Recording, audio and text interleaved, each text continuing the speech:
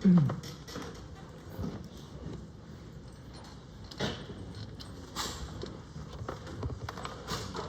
是小队的运动员比较经常看到麻烦一点。有的运动员包个那个头巾，我操！现在感觉那个头巾几十年没洗了。我从那个宿舍里面那人开 party 开到他妈早上6点还7点钟，超醒的。然后那个女人老外抱头巾，对，抱头巾的，然后感觉很无语。那个老外就抱个头巾开 party 开到6点钟。在宿舍的吗？就隔壁房间那种。你是住学校？住外面。就All right, everybody. 关系嘛。这还住老外？开 party 开到6点钟。过了一段时间，那学期第一年在这学校，第一年的第一学期，后来住的房子，后面第二学期搬走了，不让我们走，旁边不让我们走。我跟他说这个什么？对，我看到你这么说，有病。而且搞个那种大动那个操那个运动的动，太他妈的。他们从9点钟到8点钟就在楼下吃饭，吃完饭上来开 party， 你看，开这么久，全男的，你开一晚上玩这么晚干嘛呀？操，有病！这是男的，你玩这么晚。So I have it, but they are holding a hackathon, and needless to tell you all. Hello. So we're gonna be having SBU hacks from November 7th to November 9th. We roughly have at least $4,000 worth of prizes, and we're capped around 300 people registered. Right now, we have 90 people registered from Stony Brook and another 70 from outside of Stony Brook. So if you guys want to tap into that prize pool, please register. We're also partnering with a company called Neuroseek. They're a startup, and they're like paying for roughly $9,000 of just stuff worth of the hackathon. And I believe one of their tracks is if you have a successful project, they're willing to pitch it as a startup so long as they have like, I think it's like 10 or 15% equity. But yeah, they have some really cool tech. They have some really cool prizes. Our grand prize is 4 Nintendo Switch 2s. So if you guys don't have a Nintendo Switch 2 yet, that'd be pretty good. So you guys can register at hack.sbcs.io. Sign up as soon as possible because we have to close registration soon. So here's the link, and the website more or less speaks for itself. Thank you. And we're also looking for volunteers, so be on the lookout for that. We're probably going to get volunteers from other places, but some incentives we have is giving away a $100 gift prize raffle to people who volunteer for at least 4 hours. So do the math; it's probably not worth it. Just volunteer if you guys want to be there for like 4 hours. You can hack as well. But yeah, you also get cool merch, different colored t-shirt than just the normal hackathon t-shirt. So, do you know the topic of that? Sure. Here are prizes, or like our tracks. Sorry. You have student experience, interdisciplinary, and equity tech. The topic for the theme is sort of community software, whatever that may mean. So yeah, you can see it more here. Maybe you read solar nutrition tracker, or physics, medicine stuff, I'm not too familiar, or equitech, right? This one is very vague, and it's vague on purpose, but also if you don't do any of these tracks and you have a very cool project that's like top of the hackathon, that's still the top 3 prizes. So that's my announcement so far. So register at hack.sbcs.io. Thank you very much.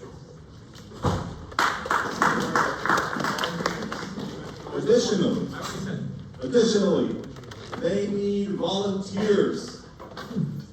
Right? Like this is, I like how you put premiere. Like, screw all those other hackathons on campus. This is the premiere.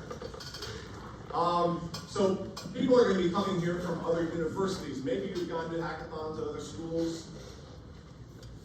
If you've ever heard of Major League Hacking, anybody ever hear of that? So Major League Hacking helps universities all around the country run hackathons. That was founded by our students, our former Student Computing Society member, John Godfrey, who I still look at as like, one of you guys, even though he's now, like 30. But we've had so many students go to hackathons at all these other universities over the years and things like that. This is one which is here. So it would be great if we could get people to participate, to help run the hackathon. They need people for a million different things. Certainly they need people to, they want people to go and participate in the hackathon, and you know that, but also people to go and help run it. So contact through this site, you can sign up, or contact Eduardo or our teaching assistant, Pooja. She's actually the president of the SVCS, so you know you're welcome to look on our course page and contact her or whatever, although she's away at the moment. But anyway, let's see. So they want people to participate, but they also want volunteers. Yay, all right? Let's talk a little about schedule. Here we are on October 7th. Ooh, we have an exam creeping up on us. I decided this weekend to change the schedule just a little bit. I thought, you know, using Next.js for homework 4, I think it's just going to be one technology too many, right? So I'm not going to have it using Next.js in the code that I give you. If you wish to change it to Next.js, you're welcome to do that. We're going to talk a little bit about it after the break. But you do not have to use Next.js, and you are allowed to use it on the final project if you want. Okay? But I'm not going to require it. It's just, you know, there's just so many layers of technologies that we use. Next.js is basically an API on top of React. It's to make using React a little easier, and we'll talk about that. The thing is that in 4.16 I cover Next.js, and in 4.16 you're basically required to use it, at least when I teach it, and maybe when other people teach it as well. So you will learn all about it in that course. It's a bit of a moving target because it's constantly evolving. It's a particular API. You are absolutely allowed to use it on the final project. Again, I know some people have asked about it, but it's just a little bit much for us to do for the time being. Anyway, we do have an exam coming up. I want you to understand it is on all the material up to and including what we started on last Thursday, and we are going to finish today. And then we're going to get into computer security stuff. And the computer security stuff is not going to be on the midterm exam. That's going to be on the final exam. All right? I'll certainly talk a bit about the midterm exam on Thursday. All right? I'll talk a little bit about that. It's going to be a multiple choice exam. Final exam is not a multiple choice exam.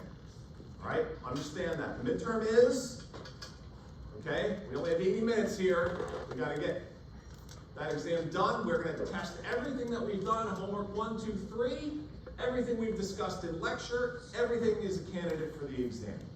All right? I certainly emphasized certain things here in lecture a number of times. I said that makes a good exam question. I said that for a reason.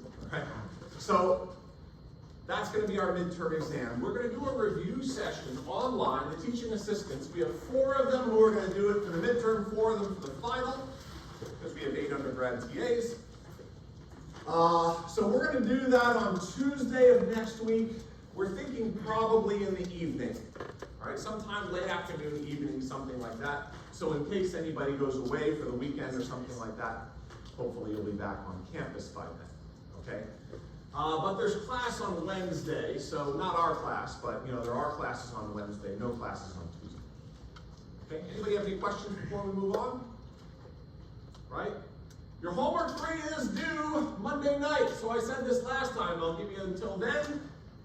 So again, with homework 3, right, you're finishing this full stack web application. We don't yet have counts, but you are implementing some back-end queries.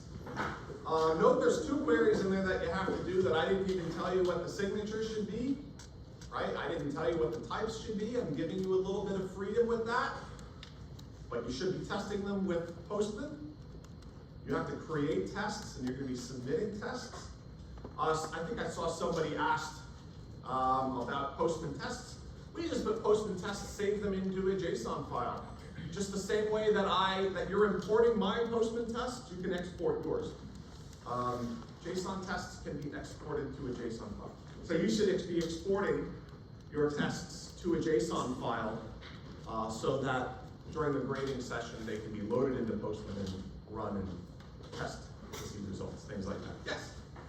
For some of my posting tests, I put them into like a file anyway. Should we have more instead? So what I did with the Postman test that I provided, I have directories there, right? And in those directories are, multiple tests. Some of them are doing nothing. Like I think the update one, I just set it up and I'm sort of expecting you to then add something to it. The same thing with the queries one. I have my own create, and then I have like another one, like for my 3, and then presumably you would add more for your own. So for those things, yes, some of them you should be adding stuff, right? And really what I want you to do is I want you to have tests for all the stuff that you're adding, of course, and then additionally for the recreation of your stuff. Like that's, even though the create already works, basically we want you to be able to wipe the database and start afresh, so all right, I'm gonna do this, boom, boom, boom, something like that. Okay. Anybody else? Yes? On the exam, will the questions be like Hard? coding Yes. or trivia based? Both of them? Will it be what? Will it be like coding or will it be like trivia? Trivia is a funny term. Like I think of my brother who's been trying to get on Jeopardy for the last 10 years, and they just don't want another, bald, marathon running lawyer, right? Which is like what 90% of all Jeopardy applicants are. So, trivia sounds like it's not important, right? Whereas I would say here, terminology is one thing, right? Terminology is important, but also important are why. And I do like to try to ask questions that are why. I definitely will ask questions about JavaScript. And I might give you code and say, what is this going to produce, or what's the problem, or things like that. I'll definitely do that.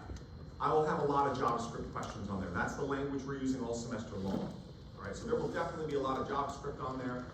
But there will be concepts also, concepts asking about why did we make this choice. We have 3 code bases that I gave you, okay? You should really understand not just how they work and how the technology is within them, how they work, but why is the code organized the way it is? Like that, I love questions about that too. Okay, those types of things. I was reading an interesting article recently, about new hires, and it's a challenge out there right now, and with I guess AI, I don't know. Sometimes I think it's all horseshit, but sometimes I don't. And the important things that you're going to ultimately need to be able to do is to be able to make decisions, not just program things per strict instructions. Like getting AI to program things with strict instructions is going to be important. And so being able to write instructions for AI or computers to do that is going to be important. But then making decisions on how to organize the code, right? The whole second half of the semester, we're going to talk about design. So we're going to keep going in that direction. But I've tried to emphasize these things, even just talking about the code that we've written already, right? Which is imperfect. Again, at the end of the semester, you get a job or something, internship, or you go work somewhere, and you'll be like, oh, my kind of code sucks. I'll be like, yes, you finally learned. Right. Anybody else? Any other questions? So what have we learned today? Well, we've learned that McKenna thinks AI might be all horseshit, and what else? Okay. Not exactly. I know, Ed, you're gonna correct me on every last bit of that, but I think it's a bit of a bubble right now, a bit of exaggerated in some respects, not in all respects. Certainly, all right, anyway, so let's into let's get back into what we were talking about last time, because we've been using a database management system. Oh, I made another decision on the database management system stuff, because I was going to use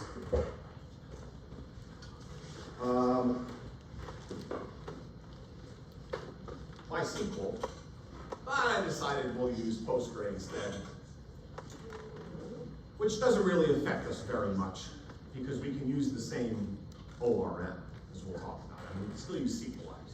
Okay, so we're still going to use SQLite. So, but we'll talk about that in a little bit as well.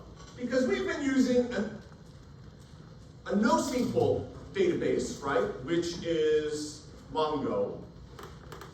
And Mongo, of course, stores things arranged in collections, and collections have a collection of documents, and those documents presumably are all similarly formatted, meaning they all have similarly named and typed fields, okay? So we can kind of think of a document as like, hey, we saved this object, and an object has properties, it has these data, and each property is essentially a name, value, pair of fields. Now, the gentleman sitting all the way in the back, do you have to have the headphones in while I'm doing the lecture? Oh, it's like you're breaking my heart. It's just,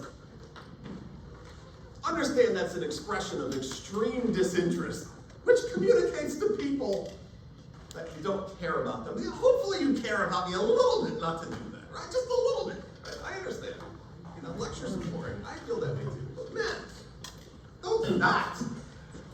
All right. So we were talking about that with Mongo, right? We were saying, yeah, we have collections, we have documents, we have fields, and we were just talking right at the end of class about how, well, you know, we're going to use this other type of database, relational databases, right? Relational databases store things in tables. So rather than have collections, right, which are collections of documents, and you can almost think of it like a collection of objects going into these JSON files. A collection is kind of like a table. So a table in an RDBMS actually would store multiple objects. Like one table would have multiple objects, which are really represented in a single row. Right? So if we have a database of playlists in MongoDB, each playlist is in its own document. Right? That's how we're doing this in homework 3.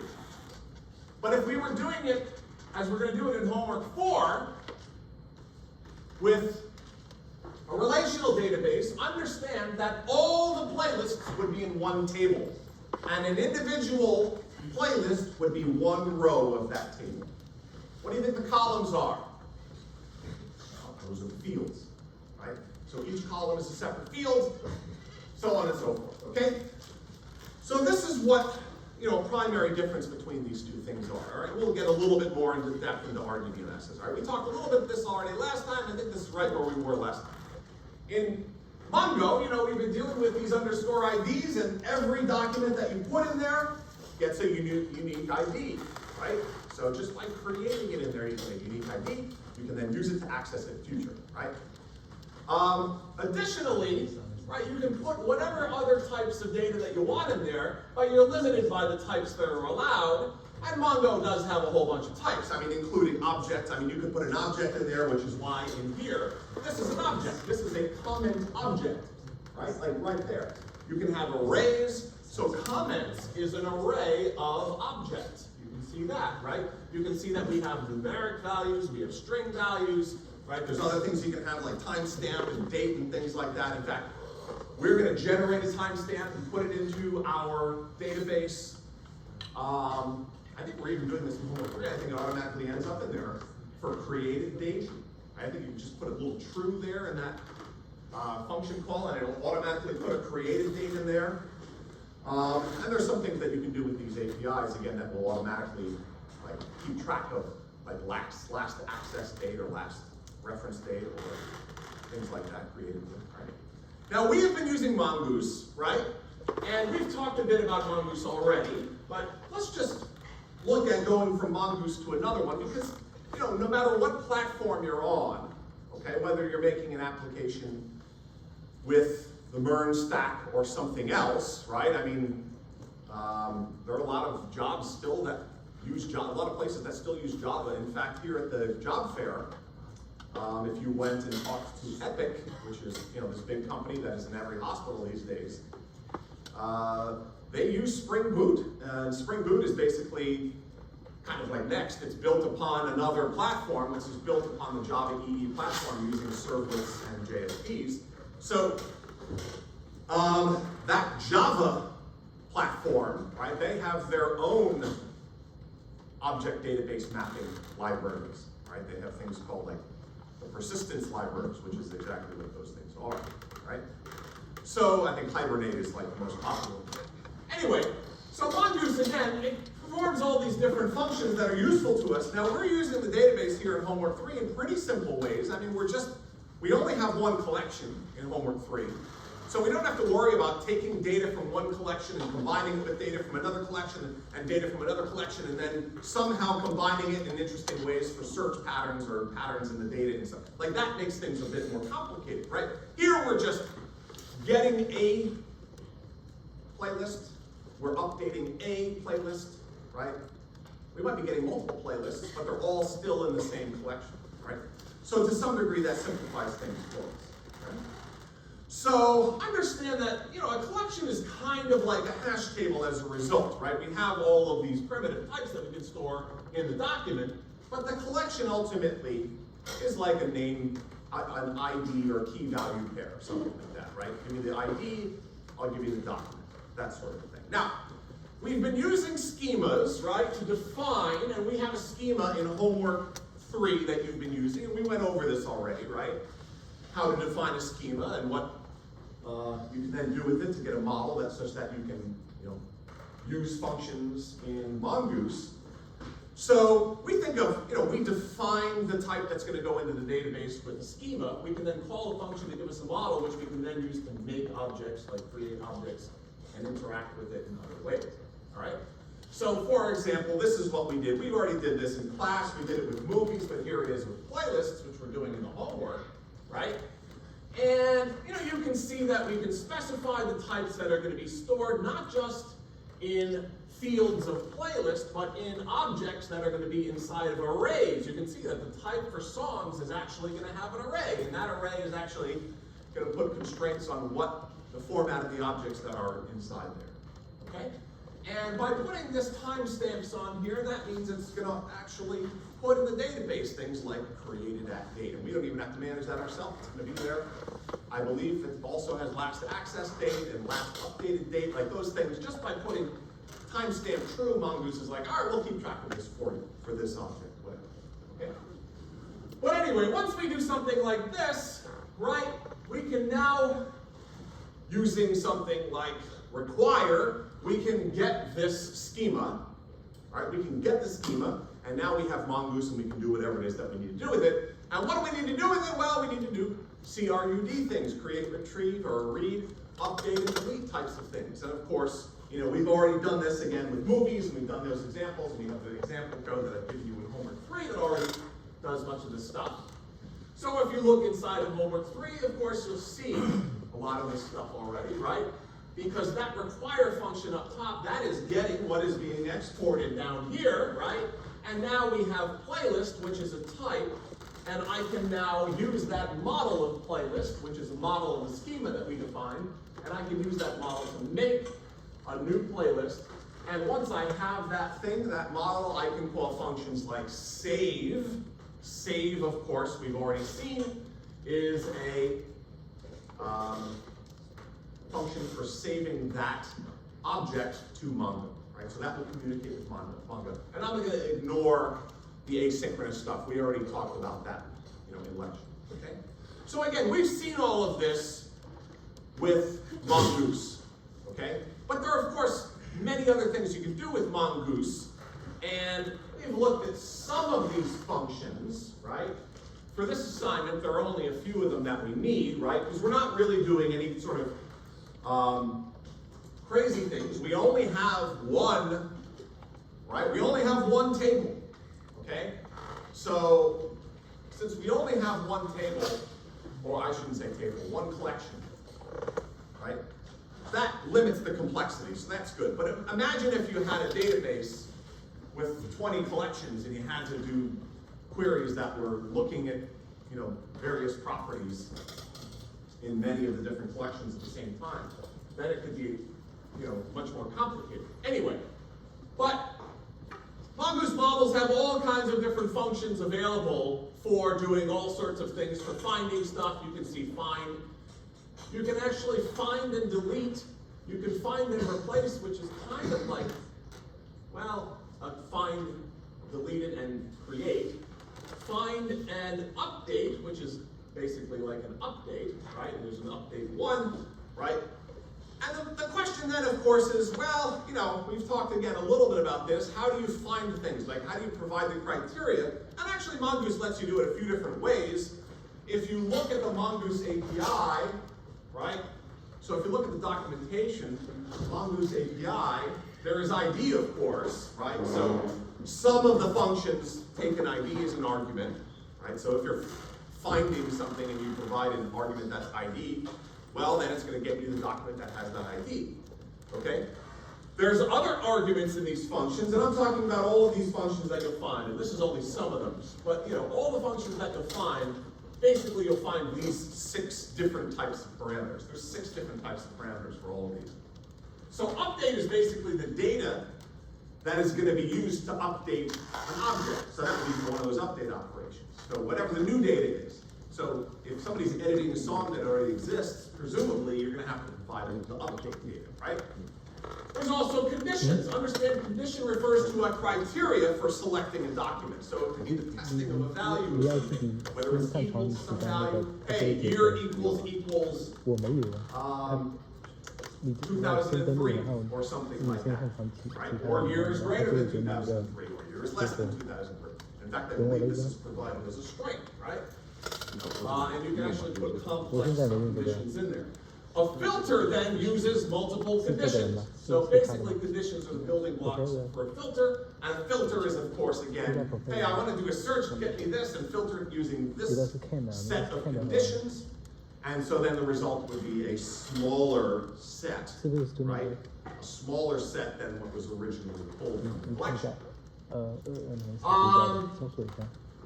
There is then something called projection, which you don't have to provide, it's optional. Basically, it means, hey, I can, through projection, say, all right, I want to get these things, but I don't want all the properties. Meaning, I can get a playlist, and I can say, but I don't want everything in a playlist. I just want the name of the artist and the name of the song. I don't need the year or the YouTube ID. I just need, so projection just lets you select some of the properties of what you're asking for, just for example.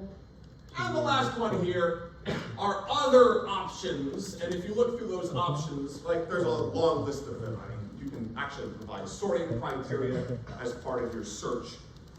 There's limits on how much data. This is for the purpose of pagination. Anybody ever hear that term? What is pagination? Like pagination. What do you think that is? Let me ask you. Yes.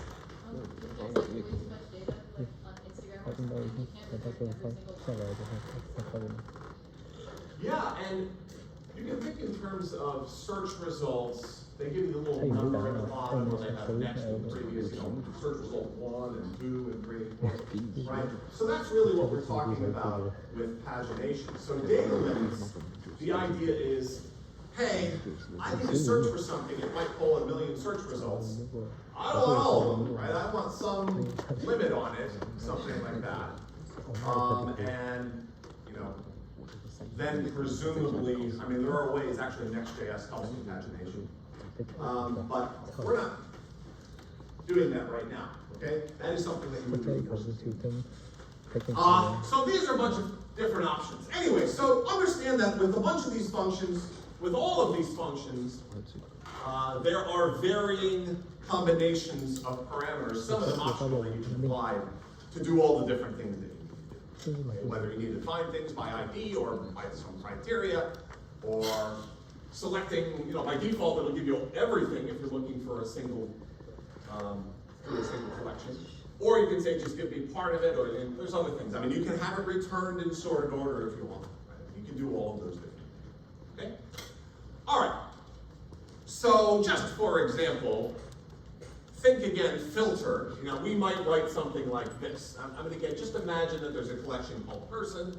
I might write, await person not find one. Again, remember, presume I got this person model already, the way that we did it before plates. But person not find one, and I'm putting the criteria on, all right, the name, presumably there's a name field in a person, and presumably it has a property called last. So name might be an object type, which has a first and a last, and we're saying the last has to be ghost. Okay? And we have another one here, parameter. What do you think the second one is? What do you think that second parameter is right there? Anybody want to guess? What do you think the second parameter is? The first one is obviously the filter. What do you think the second parameter is? Name, occupation. Which of these things do you think it is? It's projection. Yeah, we're saying we don't want all the properties of name, we only want those two, whatever the other properties. That's basically what we're doing. Again, if we don't provide that, it's optional and give us the whole object. Which doesn't seem like a big deal with our playlists, but understand, sometimes you make a schema which has many properties, and then you might not want all that data sent, especially something large. All right. So, certainly, you know, we can do a lot of the things that we need to do. We can pretty much do all the things that we need to do this semester just with these functions, just with the ones that we've talked about already, pretty much. But understand, you know, as you get out into the real world, it becomes more and more important to be able to deal with large amounts of data, right? I mean, you need to implement things that are going to work effectively for many customers. Customers are very impatient, right? I'm the most impatient person probably next to you, right? I mean, if I'm on my cell phone and something isn't working, I'm like, what the hell is wrong with these programs? Right? Make it work. So we're very impatient, and with large amounts of data, it's much more important that you write quality queries and things like that. And so actually there are APIs for that, for doing more high performance stuff. One's called query, one's called aggregate. And again, you know, we're not worried too much about that. You're absolutely free to try to make use of either of these. It's certainly a good practice. And again, these are things that we would talk about more in 4.16. There's 4.16, I make every team deploy things onto a real world server. We deal with larger amounts of data deliberately and that sort of stuff. Like, it's not exactly cloud computing the way that Michael Ferdman would teach the course, right? It's not that, but you know, we do a little bit of that type of stuff. Okay? Anyway, okay, so we've been using MongoDB. So the thing about Mongo, of course, is it's storing everything in JSON files, and there's this other type of database that we've been talking about and has been lurking, but we haven't really gotten into the particulars. All we know is that it's storing things in tables, and each object, which we have a JSON file, would be its own row in that table. That's kind of all that we know, all right? What we also should understand is that there is an existing language that is particular to relational database management systems, and that is called SQL, the Structured Query Language. If you remember back to 2.16, remember there were two broad categories of languages. Remember that in 2.16? Two broad categories. Now within those categories there are many subcategories, right? I mean, object-oriented programming is a subcategory. But there are two broad, I guess you call them families of languages. Anybody? Families or categories, whatever you want. Two big overarching types of languages, computer languages. Anybody remember what those are? What those terms are? Yeah. Imperative and functional. You're almost there. Imperative, you got one, so that's good. We got half. Declarative. Imperative and declarative. Functional is a funny language. It's a funny type of a language, and we would say that it is an imperative language. Right? Now, it has some funny things in that you can't write an entire program in a functional language, typically. But functional programming has been incorporated into other languages that you can write an entire program in. So functional is a little bit funny, but we wouldn't call that a declarative language.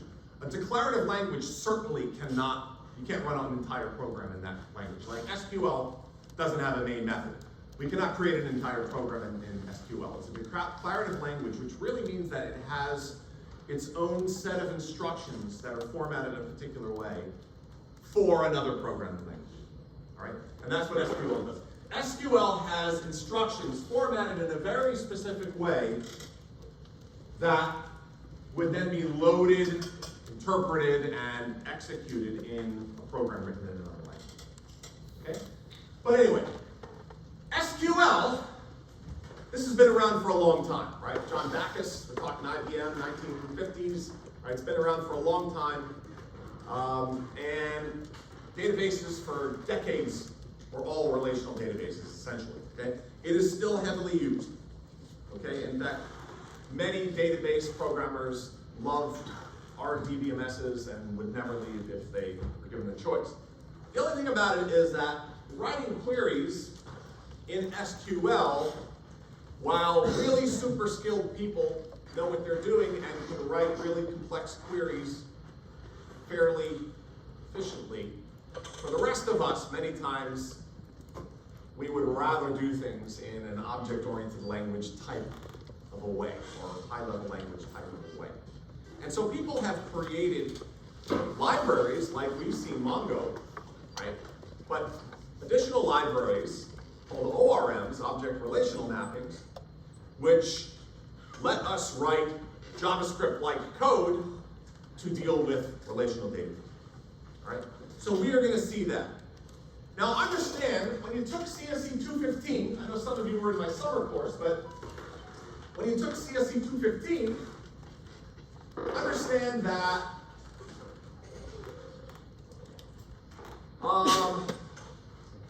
just had a weird thought. Oh wow.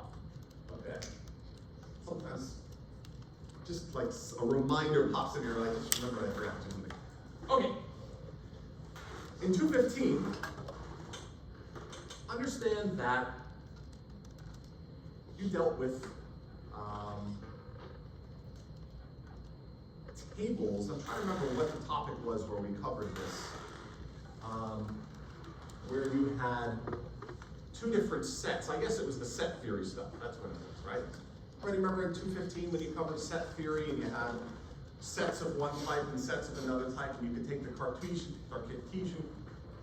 product of the two things and end up with essentially the combination of both of them, something like that, right? Again, if you take CSE 305, you get into this further. But we're talking about tuples, right? So we're talking about, hey, if I have one set with X values and another set with Y values, we can get a Cartesian product of them.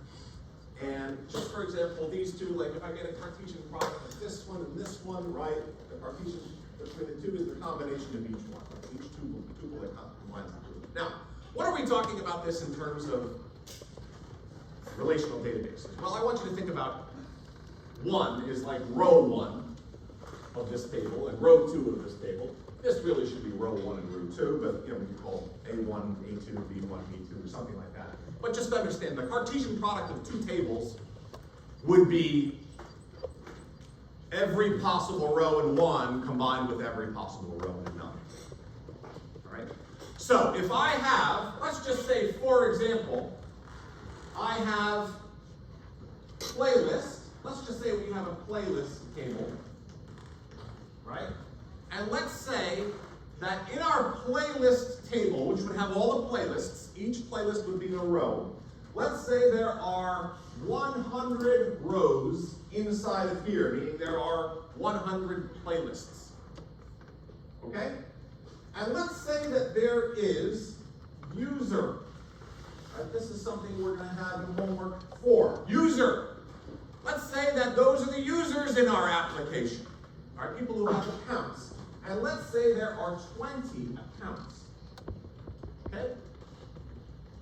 If we were to do a Cartesian product of the playlist table and the user table, we would end up with every one of these with every one of those, right? So that would give us 2,000 resulting rows. That's what a Cartesian product would be, okay? Now, what's the point of that? Well, in some queries, you might be interested in looking at it and seeing, hey, here in the playlist, I have the ID of a user. I don't have the user object, I have the ID of a user. And I want to be able to find all the playlists owned by a particular user. How do I do that? Well, I basically do a Cartesian product between the two of them, and then I only keep the rows where the playlist has an ID that is the same as the user ID. Okay? So this, or rather I should say, the user ID is the same as the playlist ID. So that's what a query would do, like with these relational tables, like I'm going to take all the contents of this and all the contents of that, and we're going to do this Cartesian product, which is going to combine them, and again, I get 2,000 rows in this resulting table in our results, but then based on what I select, I then filter it out, and the ones that I'm selecting are where the user ID of the playlist, meaning the owner, is the same as this, and then you'll end up with 30 playlists. And that's how you go and write a query that will go through an entire relational database, meaning a table and tables, and figure out what all of the playlists are that are owned by a particular user. Okay? Now there's another way to do it, which is just list all the IDs of all of the playlists that the user owns here. Right? Everybody understand that? Everybody understand that I could do that as well? Like if I have a table with all the playlists in that one table, and I have another table with all the user details, I'm not storing all the user details in here. I only have the ID of the owner in each row for that particular playlist.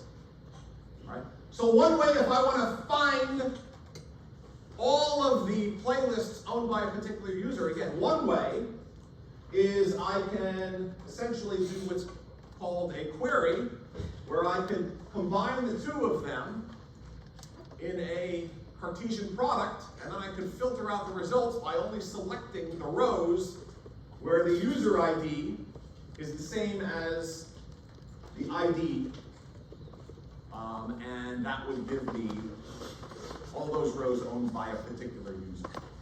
Okay? But again, the other way I could do it, if I wanted to rearrange the table, because these are decisions you're going to make in homework 4 and in the final project. The other thing that you could do, of course, is just list all of the playlist IDs that are owned by that user in an array. I mean, you can do that as well. Right? You wouldn't list the entire playlist in here, because then it would not be able to be accessed easily any other way than through a user, presumably, and you wouldn't want to have to update it in 2 places, things like that. Okay? But this is, essentially some of the decisions that you're making, right? These are the data design decisions that you're making when you're setting up a data map, right? And, again, you're going to have to make a lot of these decisions in final project. Final project, we're going to throw all kinds of additional stuff in there into the project, and so you're going to have to make a decision, should I add another type? Should I, like schema? What variable should I add? Which variable should I have? Should I have arrays of objects or arrays of IDs? They have all these different decisions. Okay? So, in this relational database, we're storing everything in these tables, right? So each row would be, again, kind of like a JSON object. Okay, kind of like one in a NoSQL database. So if this is the student table, you can see there are 3 rows because there are 3 students. Here's the course table, there are 5 rows because there are 5 students. So again, this Cartesian product idea, by the way, Cartesian product is implemented by the libraries that we're using. We don't actually have to implement them ourselves. We just use SQL, or if we're using something like SQLize, which is an ORM, we just call these functions like very similar to the ones that we have in Mongoose, and they will do much of this work for us. Okay? But let's just assume, everybody, just for the sake of an example, let's just assume we have these 2 tables. Like these are both relational database tables. We have a student has an ID, first name, last name. We have a course has an ID, a code, and a student ID. Okay, so, we want to figure out how we can make use of this database. Like, how does it even end up structured like that? We're going to have to be able to create things in the database. We're going to have to be able to read things, get them, update them, delete. We know all these different things. And certainly we can do stuff in SQL, which you're absolutely welcome to do. If you like in homework 4, you can use SQL. It's certainly an important language that people use, but it's not the only one that people use. So if we wanted to define, for example, these types in SQL, we can do it this way. And actually you can do it with, again, Postgre is the relational database we're going to use. We're going to use SQLize as the ORM. So right here I am defining a table, create table. That's going to specify, I want a table with 3 columns, right? Primary key, that is specifying that that is going to be unique for each row. Okay? Here's course. Course only has 2 fields. And then I have course students. And course students is essentially combining 2 what we call foreign keys, and from that we're building a primary key. What do you think those foreign keys are? What do you think those are from? Yeah. From like the other tables? Yeah, they're from the other tables, because basically course students is keeping track of what student is registered in what course. Okay? So this is a different way of thinking. Like, this is very different from object-oriented programming type of way of thinking, which is kind of the JSON way. Like if we were doing this in JSON, we'd probably have a course type, and in the course type we probably have an array, right? And in that array, right, we might have a list of IDs or something like that. But this is a bit different, right? If you're using a relational database, right, a relational database, we have an additional table which is then combining those 2 things together. All right? So this is a bit funny, right? Quite different, from what we were doing before. Anyway, so this is how we could create things in the database. And this is how we might retrieve things from the database. Now, retrieving things from the database, you can see, select everything, that's what star means, from course students, and then we have our filter, where SID equals 2, 3, 4, 5, 6. So it goes down to SID 2, 3, 4, 5, 6, and presumably it finds 3 courses, right? It finds those 3 courses. So it would produce something like this. Okay? Those are the 3 courses, or really I should say 3 enrollments, because it's a student and course, but they're all the same student. Right?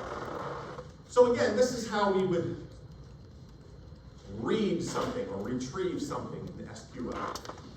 Right? Now, this might look simple for a simple example, but of course it can get quite complicated. Right? Because you might want to be getting things from multiple tables and such. Right? Which is where there's something called merge, which would be used for that purpose. We can also update stuff, right? So updating a table, right? I mentioned merge. I don't think there's any merge needs in this assignment, by the way. These 4 things that we're doing here, create and select, which is for read and update and delete. Those are the only 4 things that we need in homework 4. We won't have to do any merge. But that would be for much more complex, like sort of, what do you call it? Cartesian product type, searching the data in multiple tables. So here we are updating data in the database. You can see that we're going to update something in student, right? Presumably we have student. And we're going to specify what the update is going to be. It's going to set just the first name to Bobby, wherever the ID for students is going to be that particular ID. Right? So again, this is SQL. SQL only knows how to do these things. It only knows how to create, retrieve, update, delete things in the database. Right? Again, it can be used to delete much more complicated things, to find much more complicated things. But yeah. In the last slide, does the condition for the where clause have to be like key, or can it be like you search? No, actually, first it does not have to be a key. That's a good question. Everybody understand? The key, it certainly can do that, but it can also be additional things as well. In fact, it can be a compound. So, and the one tricky thing about SQL is there are a lot of flavors. And actually, like, there are some standards, but all of the RDBMSs don't always conform to the same standards. And I guess Microsoft for a while was the stray there. So it might depend. In fact, there are a number of things in the language where it might depend on the version of SQL. So whenever you're using a database, and really specifically a database, an ORM if you're using it or whatever, you do have to make sure that you know which version of SQL it is, because the syntax is a little bit different. And I think that might be one thing also, where you're allowed to do certain things in some languages and not in others. Something like that. Does it support regex? That's a good question. I'm not sure. I know that it probably does at this point. Yeah. I don't think I've ever used it in that way, but I know that like with Mongo, you can certainly use it. But I'm not sure if you can with RDBMS. I will honestly say, so for years and years in projects that I worked on, I was all RDBMS. I have to say, since I started using Mongo, like maybe 12 years ago or something like that, maybe a little more, I only use RDBMS if I have to. Now, part of that is that I'm not dealing with necessarily gigantic amounts of data and things like that. When I have to is basically when I'm dealing with legacy system problems. Right? So there's a lot of systems that are set up that you're kind of stuck with, right? Now, again, more complicated queries, right? Whether you're selecting multiple fields from a table, right? Here we are selecting multiple fields. Actually, a join operation. I said a merge. I meant a join. Here we are essentially doing a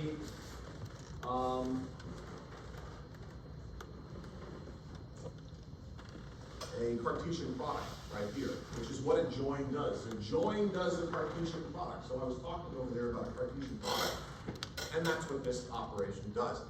And it lets you combine data from multiple tables, lets you do tests to filter out which ones match, which result in, because if you do a join, you're going to get, if I join this with I join that, I end up with 2,000 rows, and then you can use a set of criteria. The criteria here is that the student ID in student is the same as SID in course students, right?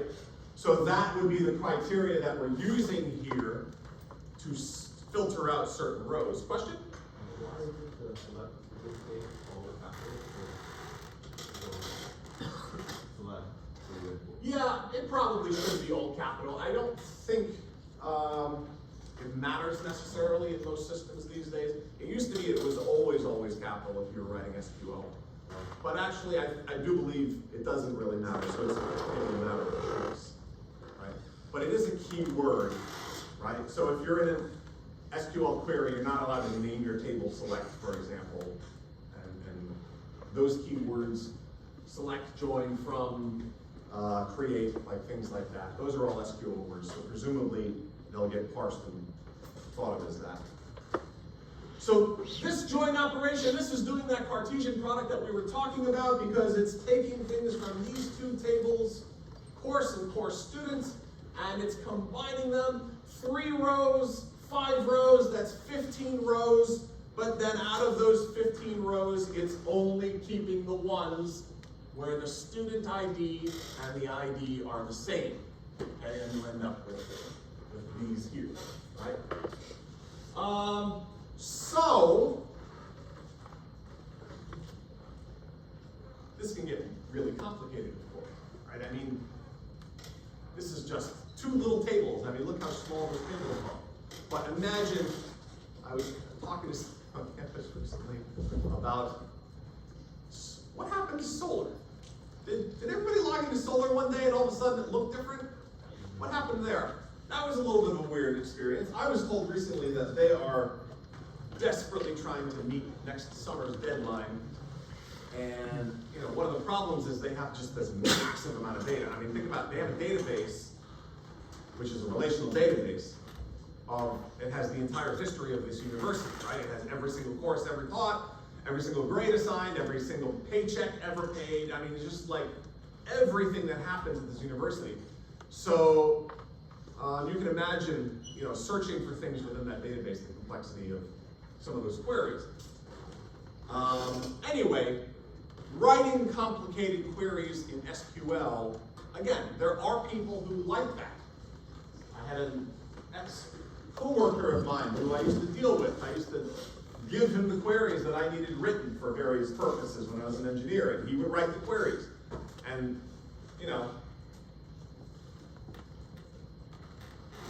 some of them, you wouldn't think would be that complicated, but as soon as you start getting into needing like 3 tables, right, for a particular thing, combining, some field of one table with a field of another table with a field of another table and things like that, if it's a very large amount of data, then it has to be done efficiently. Right? So we can do all this stuff, of course, with SQL, and actually there are libraries for doing this in SQL, right? There are libraries,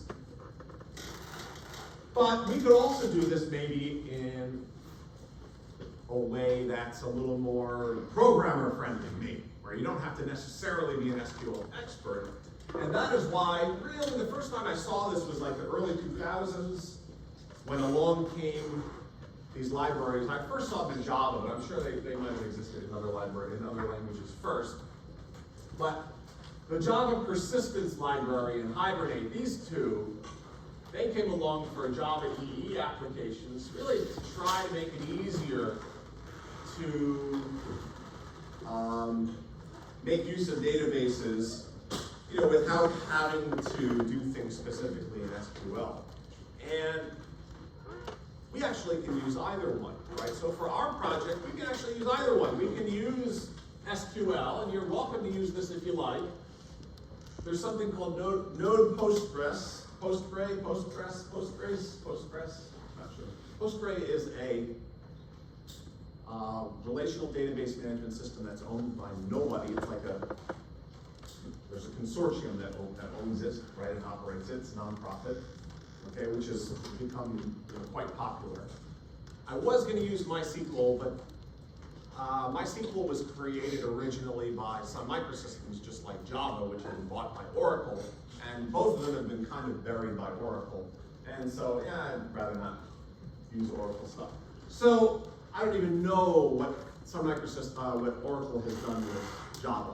I mean, it's just, talk to people who were programming in Java 20 years ago, and it's like, it's not even the same language anymore. They keep updating the versions in way, I think sooner or later they're going to put Java as a language behind a paywall or something. I mean, it's a little bit hard to figure out. But anyway, but Postgres is essentially, it's a relational database that you can use the same ORM, SQLized, you can use it for either one. So from our programmer's perspective, it doesn't matter which one we're using, we just have to make sure we install the right one. And while the installation of MySQL is a hassle because they make it a hassle, the installation of Postgres is not a hassle at all. I think this is why people want to use it. Anyway, understand that there are 2 of them. One of them you can use pure SQL if you want. You can do everything that you want in SQL. One nice thing about that Node Postgres API is that it actually will do certain transaction processing for you. I think I have an example on the next slide. We've been doing transaction processing systems here in our applications, but of course we only had front-end only applications, right? I mean, we're doing it a little bit in this assignment as well, but there are other ways to do it, and you can certainly manage those things on the server, okay? So, note that library does have some of that functionality built in. But another one, the one that we're certainly going to make use of as well, is SQLized. And again, SQLized is very similar to Mongo, right? In fact, many of the names are similar. There are alternatives, like if you're using Postgres, there is an alternative called Prisma, and I guess people like that especially if they're programming things in TypeScript. TypeScript is another programming language that is almost entirely like JavaScript, except for a few things. It's strongly typed, it has transpiler, so it will check your syntax regarding inheritance and type declarations and things like that. So it's very similar to JavaScript. When you take 4.16, I teach 4.16, I use TypeScript, I use Mesh.js. And if you ever take my 380 class, we use TypeScript in that class as well. But it is very similar to JavaScript, right? Anyway, let's look at an example with both of these libraries. Again, this is a Postgre library, a pool up top. PG is from Postgre. Pool is basically like a schema or a model, right? I mean, we're basically getting from that access to manipulate a specific table, okay? And you can see that we can actually, once we have the client, once we connect to it, right? Once we connect to that database, I guess the pool is the database, we connect to the database, we have client, we can then execute queries using the query function. So you see right there, client.query. That's going to begin our transaction processing system, and then we can put things in with SQL commands. We can call commit, and actually there are ways to uncommit as well. Like that commit and then be undone at future point if you want. Oh, there it is, right there. Rollback. Rollback is for like an undo. Okay? And the idea here is, hey, some error happened when we were committing this stuff, so let's undo that change. Right? So, understand that this database management system, that it is client.query, right? That this ORM is keeping track of the commits that you're making to the database and then letting you undo something. Right? Anyway, so this is Node Postgre. Postgre. There is also SQLize though, and again, SQLize is very similar, right? It's a relational database, so it's tables, but it's very similar. It looks very similar to JavaScript code because it is JavaScript code. It looks very similar to Mongoose, right? So here you can see, we might define a type, and here we have the SQLize library, and we can define a user in this way. So I'm defining a type here, which presumably would be its own table, and it would have a name, it would have a favorite color. The favorite color actually would have 2 fields in it, right? And this user would also have an age, and it would have some amount of hash. So those things would all be defined, and now we have a user type, right? So that's how we would define a user. You can also then use that to create the user. This is not that different from Mongo, right? We defined a schema. This is kind of like what we're doing here. We're defining a user schema. We're then using user to create, right? We call build to create that object in the database. Oh, and voila, we have the same function name, save. So we call save. Very similar to what we did in Mongo, right? So instead of create, we say build, we still save. We can, of course, find things in the database. Oh, we have a find all, same method name as Mongoose, right? So user.findAll, that finds all the users. We had exactly the same function in Mongoose, right? And we can set the values in the database. Once we find something, right, like if we did this on the previous slide, if we find something, right, we could go get one of them, like one of those users. We could find one or find all, we could get one of them, and if we have it, we can then set the data inside. So if we get one of these objects, set the data inside, we can then save it, there we go. Okay, so the set function, after we've found something, would change the data inside of it in SQL. And then finally, we could destroy something in the database. So, just for example, we might create a type in the database, which would, again, presumably create a row for a user, because we've already defined what a user is.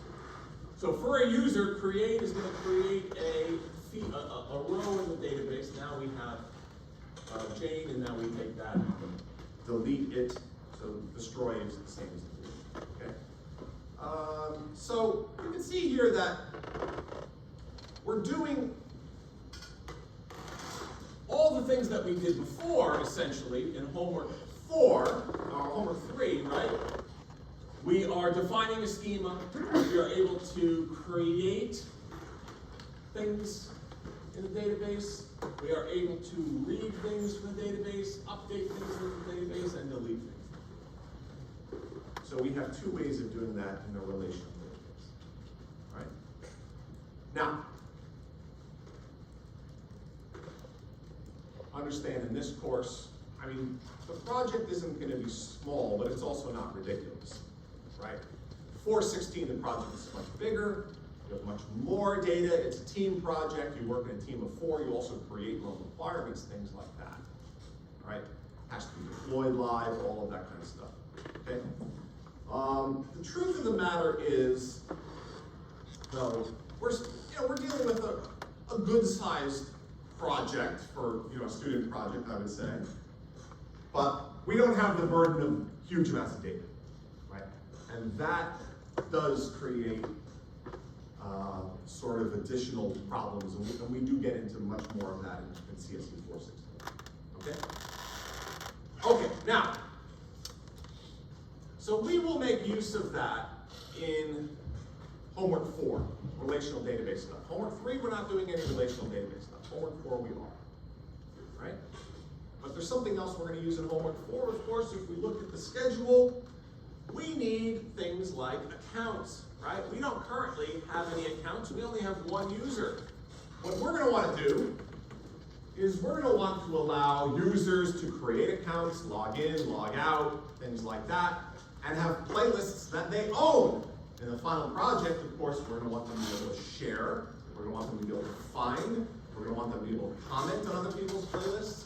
We're going to want to look at statistical aggregates of what the most popular playlists are, the most well-liked or most hated or most commonly used song, like a whole bunch of different things. We're going to be interested in those types of things, okay?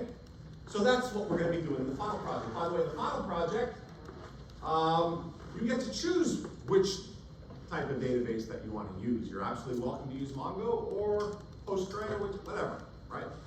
I think those are really the 2 choices. So, but in homework 4, you could actually use SQL if you want to use Postgre Node, or is it Node Postgre, or you can use SQLite, whichever one. Right? Okay. So we'll talk more about the midterm exam on Thursday. All right, we'll talk a little bit more about that. And again, we'll have a review session online a week from today. Okay? Midterm exam is going to be on Thursday. It's right here. We have 80 minutes. It is going to be multiple choice exam again. Just so you know, the final exam is not multiple choice. Final exam is going to require written answers of all different types. All right, explaining things. But midterm exam is just. All right. This is not for the midterm exam, just so you know. That does not mean now that you can not pay attention, not care what you didn't hear. Okay? So, we want to create an application in homework 4, again, that has accounts. And we want to do so such that accounts are protected and kept secure, and privacy is respected and things like that, presumably. Again, to this point, we only have 1 user. And all the data in homework 1 and 2 is just being stored in local storage. Now it's being stored in the database, presumably on a server, but it doesn't differentiate between different users. You could open homework 3, the playlister for homework 3, you could open it in 3 different browsers, and you can create playlists in all 3, and all 3 would be able to see the same playlists, presumably. Right? By the way, we are not in this course, another thing we're not doing in this course is collaborative editing. That is something we do in 416 as well. That would require something presumably like WebSockets, right? Collaborative editing would mean like 3 people working on the same thing at the same time. And if you think about Google Sheets when you're scheduling your appointments, right, you'll notice up top the anonymous armadillo or whatever, right? That's another student that's in there. And presumably, as you type something in, they're employing WebSockets to share this with all the other users and so on. Right? So WebSockets is a different technology. We do not cover that in this class, but we do get into it in course. Right? All right. So we have had, you know, as far as homework 3 is concerned, we have a working full stack application, right? It might have the germ of an idea. I mean, maybe a playlister is a great application that the world needs and, you know, is going to make us $1 billion, right? But we just have this simple little prototype. We just have it from the perspective of one little user, what we really want to do. By the way, that is enough many times for a prototype. I mean, if you can demonstrate for an investor or something like that, the potential of the application, sometimes that's enough, depending on what you're making, okay?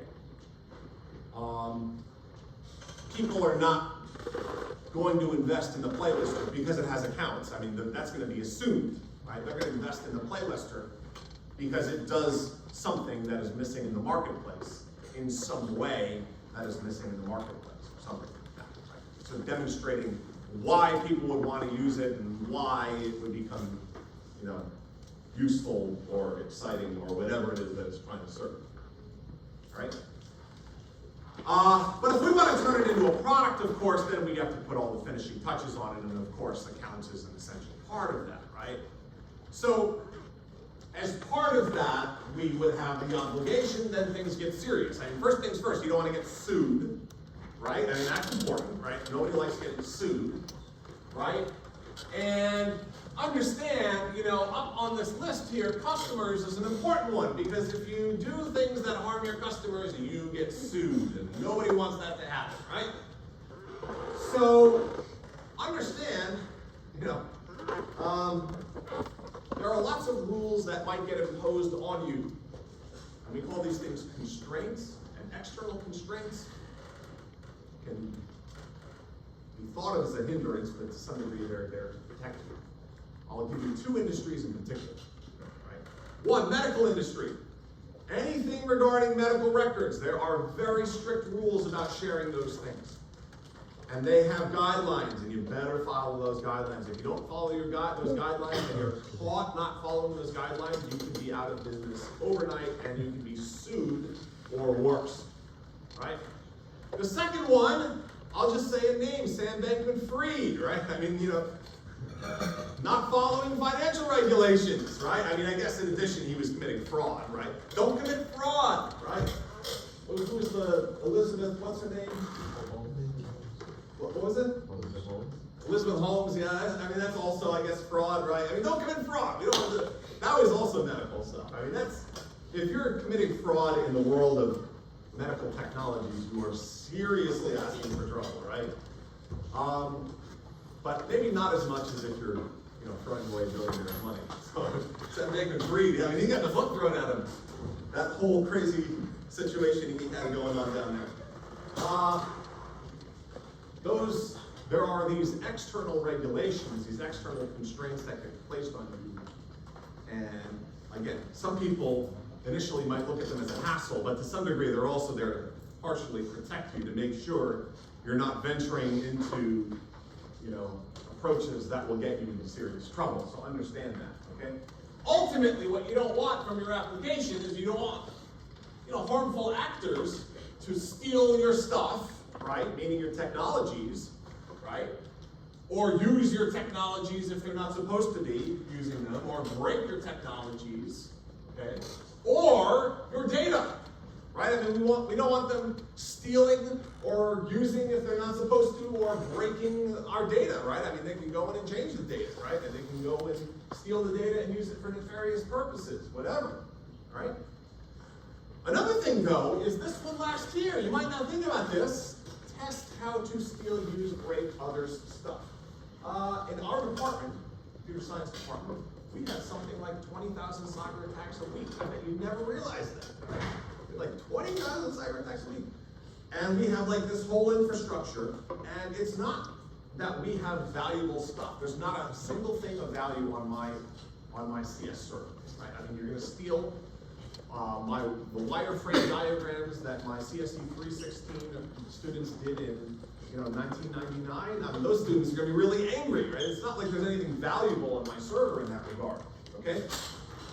But the number of cyber attacks, even that just my server gets,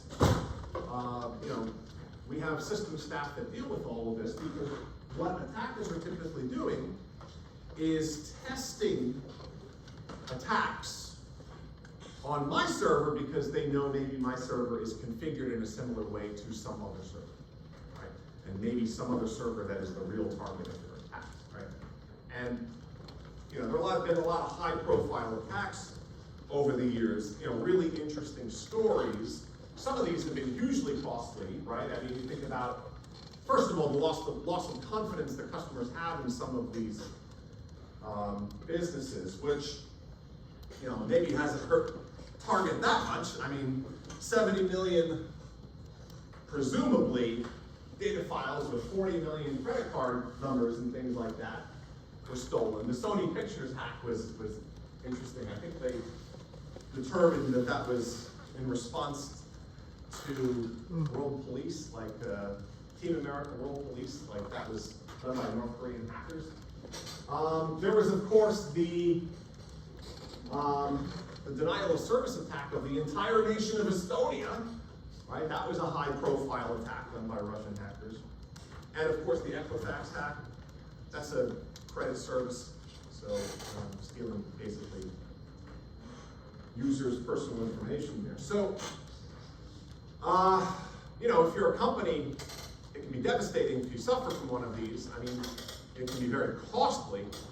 There was a company that had every single email in the entire company. They managed, they were an email company, kind of like you use Yahoo Mail or you use Google Mail. This was an email company. And every single email that had ever been sent on their platform was deleted. So they no longer had a company, like overnight, just like that. Who do you think did that? Anybody want to guess? Who do you think did that to that company? I don't remember the name off the top of my head. I remember when it happened. I was actually, the news about it, I was actually at Seaway Hackathon. That story had just broken. Every single company, every single email that had ever been sent with that company's email system. So I want you to understand, like, you have an email on Yahoo. Imagine that every single email, well, you might not have it on Yahoo, but people who were around in the 90s like me have email on Yahoo. But every single email that you've ever sent in your entire life on your Google account suddenly overnight is deleted, and every other person who ever had a Google account. Who do you think did that? Anybody want to take a guess? Yeah. Angry tech support employee. Exactly. That's exactly suspect number one. Right? A disgruntled and skilled ex-employee. Like an important and skilled ex-employee who was angry at the company for one reason or another. Which, of course, is basically the most dangerous type of, is the biggest threat, really. So, first thing, of course, now you can take entire courses in this. I mean, you can get different certifications in this, in computer security and network security and cyber security, all of this different stuff, right? In fact, I have a neighbor of mine who works in cybersecurity for an investment firm, and he has all these certifications, and he's talking about those one day for all kinds of different things. But a lot of it is just like learning policy. Like you might think, oh, this must be all about technology. It's actually a lot. Most of it is not technology. Most of it is policy. Okay, like if you're going to create an email system for your company, there's a bunch of policy that you're supposed to follow, right? Same thing if you're going to create, so, what can be sent on that, right, on those emails? And what, if you're going to be sending any sensitive information at all, what types of services are you allowed and not allowed to use? Even things like that. Like there's a lot of policy stuff, a lot of rules that you're supposed to be following, right? Because you're free, you create a company, you can do whatever you want, right? I mean, you can make all kinds of bad choices, right? But you want to get somebody who's familiar with the rules for setting these up and knows the policies and the proper policy choices to make these decisions, okay? So certainly one of the first things a person like that would do would be to classify all the data. Like, all the assets that the company has, you know, here at Stony Brook, like our assets, again, solar, they are moving solar to a new system. There's a lot of sensitive, and we have a ton of sensitive data, right? We have a hospital. Think about all the records. It's like the largest, I think, first of all, this university is the largest employer on Long Island, and the hospital is the largest hospital on Long Island. You think about all of the medical records, you think about all of the different buildings in the hospital. It's the most confusing building in the history of the world. You ever go into the hospital, you go like from this side, you walk through the tunnel, and you go there and you walk up a flight, and then you walk up another flight, and then you go in the hospital the back way, and then you go in an elevator, an escalator, and then you go in another escalator, and then you walk out the front door and you're on the ground floor. So that's the hospital. It's like a Escher painting or something like that.